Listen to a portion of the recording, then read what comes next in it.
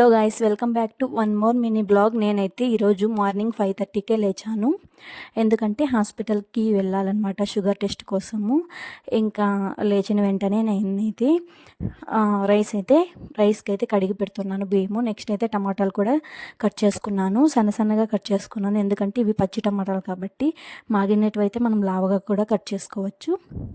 Next అన్ని రసం చేసిన తర్వాత నేనైతే బ్రష్ కూడా చేసి ఫేస్ వాష్ చేసుకున్నాను.